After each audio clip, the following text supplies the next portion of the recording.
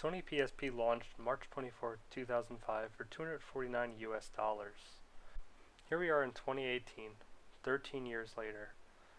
When I first got my PSP in 2005, I remember thinking it was a very large device. But by today's standards, compared to an iPhone 6, this is not a Plus model.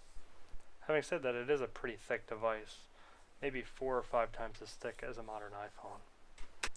One thing you'll notice with the PSP today is that the loading times feel pretty slow, and you can hear the disk spin up. Reminds me of hard drives and PCs in the 90s. The graphics actually hold up pretty well and compare favorably to modern mobile games. Not quite PS2 graphics, but close. One of the things the PSP was heavily criticized for was the universal media disc. It was far from universal, as the PSP was the only thing that ever used this disc. Movies were released on it, but were only playable in the PSP. The discs were inserted into the top of the console in a mechanical slot. I was surprised to learn that the PlayStation Portable sold 82 million units, almost as much as the PlayStation 3, and outselling the NES, the SNES, the Nintendo 64. One of the things that surprised me when I tried to connect my PSP to my modern Wi-Fi network is that it couldn't see my network. Turns out the PSP only supports 802.11b. A lot of modern routers have this turned off by default.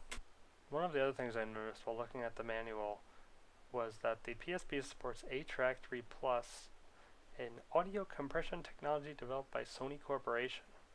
I do briefly remember this from that time period. I don't think many devices, perhaps outside of the world of Sony, use this format, and even the people that had the Sony devices, I doubt they were using this over MP3.